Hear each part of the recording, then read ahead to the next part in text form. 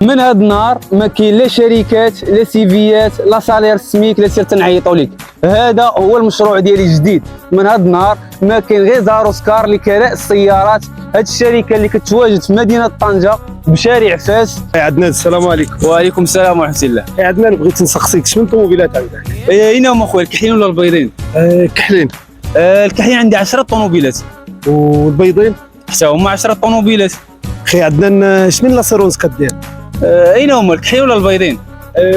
كحلين. الكحلين عندي لاسورانس توريسك. والبيضين؟ حتى هما لا توريسك. اخي عدنان الطوموبيلات اللي عندك شمن وقود كتعمل الكحلين ولا البيضين؟ البيضين.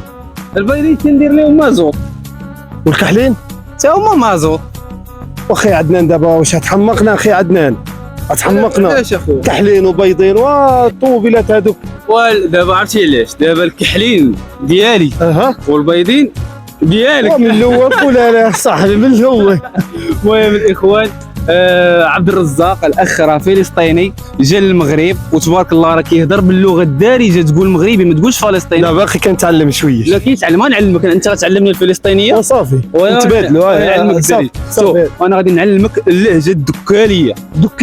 الدكاليه لا خصني نتعلم اللهجه ديال الشلوح اخي. شنو صعيبه صاحبي؟ لا خصني ديال الشلوح اليافا.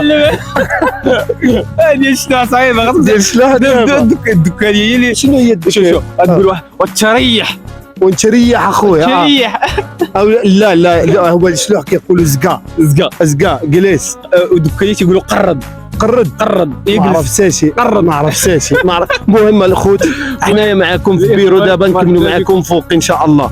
نكملوا معكم الفوق، نطلعوا للبيرو. زاروسكار سير، تحياتي لك، الله يحفظك.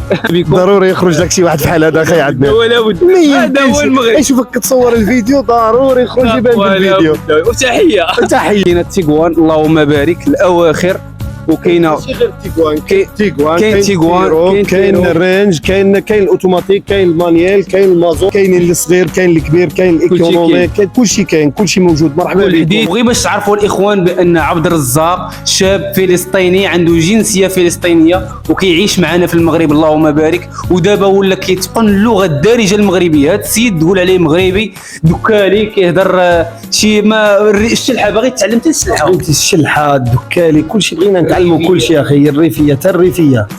الريفيه جميع يعني تقول مغربي ما تقولش هذا راه فلسطيني اللهم بارك. شحال من سنه تقريبا اخويا عبد الرزاق وانت في المغرب؟ دابا عندي شي 10 سنين اخي عدنان. اللهم بارك. في هاد 10 سنين قدرتي انك تتعلم اللغه الدارجه؟ تعلمت الدارجه الصراحه، تعلمت الدارجه مزيان بحكم باني كنتخالط بالناس بزاف والمهم وكنتلاقى فيهم بزاف فتعلمت فيها الحمد لله. ودابا صراحه باغي نطور تنزيد نتعلم الهضره ديال الشلوح ديال الريافه الناس دريت. احنا مازال ما تعلمناش. شو الريفيه انا شويه سيورت ما زغت شويه، ولكن الشلحه صعيبه. لا الا بغيتي تتعلم ما كاينه حتى حاجه صعيبه. انا في الاول ملي جيت هنايا ما كنتش كنعرف زعما كلمه شحال ما كنعرفهاش. زكا هذيك بديت كنتعلم بشويه ولكن الحمد لله خلال شي 4 شهور كنت اتقنت الدارجه المغربيه. اللهم بارك. يعني 4 شهور دورتي 4 شهور دوزت هنايا في الاول واتقنت الدارجه المغربيه. اللهم بارك صراحه يعني تبارك الله. يعني عندك العقل متفتح بزاف اللهم بارك. الحمد لله. حيت اللغه الدارجه راه صعيبه، راه اصعب اللغه. صعيبه الصراحه صعيبه. انا شوف ملي كنمشي لفلسطين مره كنكون زعما مولف على الهضره ديال هنايا ديال المغرب وكندخل لهم شي كلمات ديال المهم كنستعملوهم هنايا صافي. واخا المهم بحال هادو المصطلحات الدارجه بزاف. شحال زكاته هي ديال الشلوح. وانا صراحه ولفت على الهضره هذه. دابا عجبك المغرب؟ ولفتي المغرب بزاف؟ كيجيك المغرب صراحه؟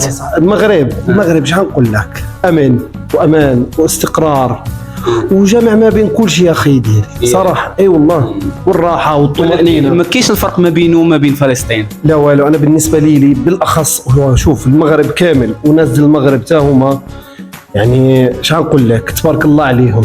ناس مضيافين، ناس بيحبوا الضيف وبيرحبوا بالضيف. هذه وحده. وبالنسبه للمغرب واجواء المغرب وخاصه طنجه في حال جو ديال المدينه ديالي، في حال الخليل بالضبط. خليل. في حال مدينه الخليل، مدينه الخليل هي مدينه الخليل سميتها على سميه سيدنا ابراهيم. سيدنا ابراهيم. على اسميه سيدنا ابراهيم. بغيتك تتكلم معايا شويه بالفلسطينيه. اوكي، اذا دابا مش راح نستخدم الدارجه. ما راحش نستخدم الدارجه. مش راح استخدم ما راح استخدم الدارجه. ما راح استخدم الدارجه، راح اتكلم معاك بالفلسطيني. راح اتكلم معك بالفلسطيني 100%. بدي اسالك سؤال عبد الرزاق. مشروع تأجير السيارات بالنسبة لك ما هي شروط تأجير السيارات؟ شوف، بالنسبة للمواطن المغربي المقيم في المغرب بأنه يكون عنده 21 عام فما فوق، يعني 21 عام فما فوق، وتكون عنده البيرمي اللي هي الرخصة. احنا اتفقنا بأنه نهضروا بالفلسطينية ياك؟ نسيت. المهم بأنها تكون عنده رخصة السياقة عامين فما فوق، فهمتي؟ ويكون هو يعني عمره 21 سنة فما فوق ياك، وصافي. هذه أهم حاجة. ويبرز اللي هي البطاقة الوطنية، بطاقة الهوية وبطاقة الرخصة، يبرزهم عند الحضور إلى المكتب وصافي. صافي، هادشي فقط. بدي أسألك سؤال أخي عبد الرزاق، ولا لا تفعلها مني قلد صواب. لا ماشي لا تفعلها، ما تفهمهاش. ما تفهمهاش غلط. ما تفهمهاش غلط. تفضل. شفت عندك هذه ليش؟ هذه ليش يا اخي؟ ليش يا هذه صراحة جبرتها في واحد طوموبيل ياك، لقيتها في سيارة، ما بعرف أنا بالنسبة لي هذا الشيء يعني مش مهم، ولكن لقيتها في سيارة ونزلتها من السيارة وجبناها للمكتب. أنا خفت يا أخي، لا تخافش يا أخي، أنت في أمن، ما تخافش. أنا شفت هذه تقولوا شو تقولوا لها بالفلسطينية؟ إحنا بنحكي لها، شوف، بنحكي لها الهراوة، أو لا بنحكي لها العصا. العصا لمن عصا. العصا لمن عصا أخي عندنا. العصا لمن عصا. إحنا كنقولوا الهراوة. في المغرب كنقولوا الهراوة أو العصا، أو لا في عندنا، شوف عندنا مصطلح الزرواطة، احنا كنقولها الزرواطة. هذا المصطلح المغربي، المصطلح المغربي بنحكي لها دبسة. احنا هذا شوف الزرواطة. بحال دابا شي واحد لا بغى يتضارب مع شي واحد تيقولوا جير جيب الزرواطة واجي. لا احنا شو بنقول له؟ جيب الدبسة وتعال. جيب دبستك وتعال. هاي بالخليلية طبعا. بالخليلية.